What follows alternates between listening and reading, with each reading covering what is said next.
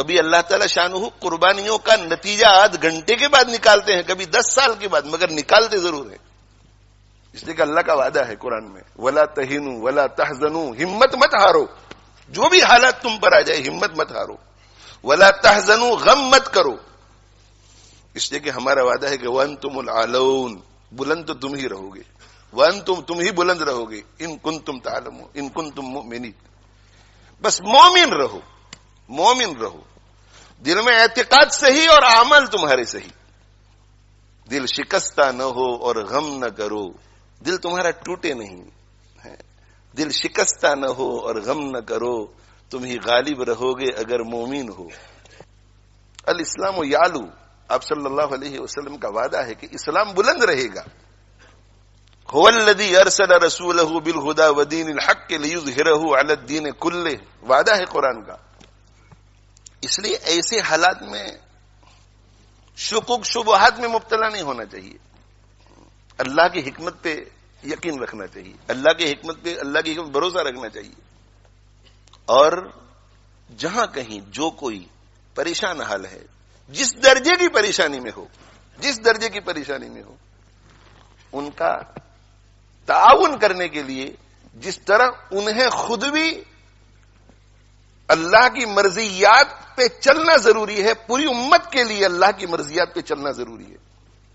اگر ہم ہمارے ان فلسطینی بھائیوں اور بہنوں اور بچوں جو معصوم ہے، جو انوسنٹ ہے، جن کا کوئی قصور نہیں ہے، ان کو کسی قسم کا بھی فائدہ پہنچانا چاہتے ہیں، فائدہ، اور بہت ہی مؤثر فائدہ، اعلیٰ درجے کا فائدہ، تو میرے بھائیو توبہ کرو اللہ سے، اپنے گناہوں سے توبہ کرو، اور توبہ کر کے عزم کرو کہ آج کے بعد ہم اللہ کے دین پر، اللہ کی مرضی کے مطابق چلیں گے۔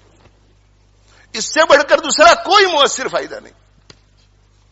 باقی سارے فوائد اس کے تابع ہیں، یہ قابو میں آیا تو باقی سارے اسباب کام آئیں گے، یہ قابو میں نہیں آیا تو کوئی سبب کام نہیں آئے گا۔ یہ میرا ایمان ہے، اور ہم سب کا ایمان ہونا چاہیے۔ اگر اللہ ہمارا نہیں ہوتا تو کوئی سبب ہمیں کام نہیں آئے گا، اللہ اگر ہمارا نہیں ہوتا، اور اللہ ہمارا تب ہوگا جب ہم اللہ کے ہوں گے، اللہ کی مرضی کے مطابق چلیں گے، تقوی اختیار کریں گے، اللہ کو ناراض کرنے والے ہر کام سے بچیں گے۔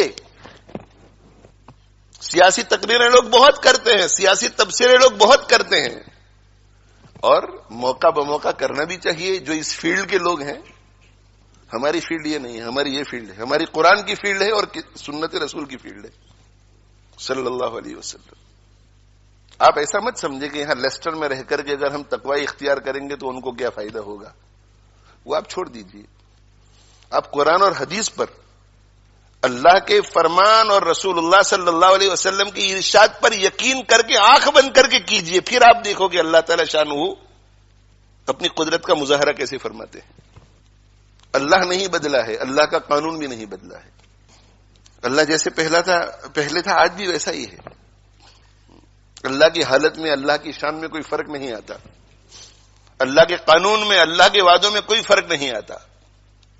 آج بھی ہو جو ابراہیم سا ایمان پیدا، آج بھی ہو جو ابراہیم سا ایمان پیدا، آگ کر سکتی ہے انداز گلستاں پیدا۔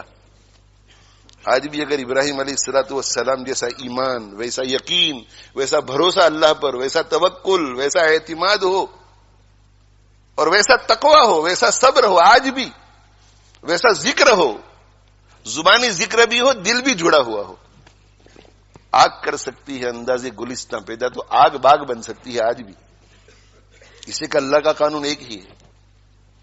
فضائے بدر پیدا کر، فرشتے تیری نصرت کو اتر سکتے ہیں گردوں میں، قطار اندر قطار اب بھی۔ فضائے بدر پیدا کر، فضائے بدر کیا تھی؟ فضائے بدر ایمان والی تھی، ایمان والی۔ فضائے بدر یقین والی تھی، فضائے بدر اخلاق حمیدہ والی تھی، فضائے بدر شکر والی تھی، صبر والی تھی، فضائے بدر تواضع والی تھی، تواضع والی۔ کتنی تواضع؟ اس قدر تواضع کہ اللہ تعالی شانہ نے فرما دیا تھا کہ ان کا پیچھا کرو تو بھی تمہاری جیت اور ان سے لڑو تو بھی تمہاری جیت. اس کے باوجود بھی سید المرسلین صلی اللہ علیہ وسلم نے گردن اونچی نہیں کی، بلکہ حضرت ابو بکر صدیق رضی اللہ عنہ فرماتے ہیں کہ ہاتھ پھیلا پھیلا کے اللہ سے عاجزی کر رہے تھے، عاجزی کر رہے تھے. فضائے بدر رجوع اللہ، رجوع اللہ. حضرت جی مولانا الیاس صاحب رحمۃ اللہ علیہ ارشاد فرمایا کرتے تھے کہ بندے کو رجوع اللہ اس طرح کرنا چاہیے جیسے ایک لولا، لنگڑا، اندھا، بہرا، گونگا کرے. ایک لولا، لنگڑا، بہرا، اندھا، گونگا، اس کو جب کوئی ضرورت پیش آ جائے تو وہ کتنا رجوع کرے گا اللہ کی طرف، کتنی عاجزی کرے گا. اس لیے کہ وہ جانتا ہے کہ میں چل نہیں سکتا، میں پکڑ نہیں سکتا، میں کسی کی بات سن نہیں سکتا، میں دیکھ نہیں سکتا، میں کسی کو پکار نہیں سکتا، اور مجھے بھوک لگی ہے، مجھے پیاس لگی ہے، اب میں کیا کروں.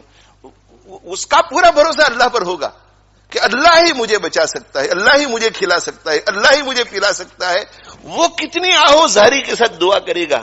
تو حضرت جی مولانا الیاس صاحب رحمۃ اللہ علیہ فرماتے تھے کہ دعا کرو اللہ سے تو اس اپاہج، اس لولے، اس لنگڑے، اس اندھے، اس بہرے، اس گونگے کی طرح دعا کرو جس کے پاس سوائے اللہ کے دوسرا کوئی سبب نظر نہیں آتا.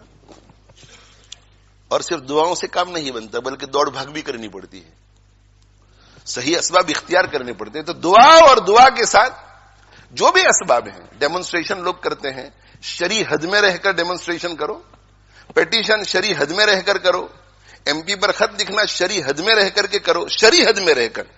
تقوی کا دامن ہاتھ سے نہ چھوٹنے پائے. اس لیے کہ اگر تقوی کا دامن چھوٹ گیا تو ہمارا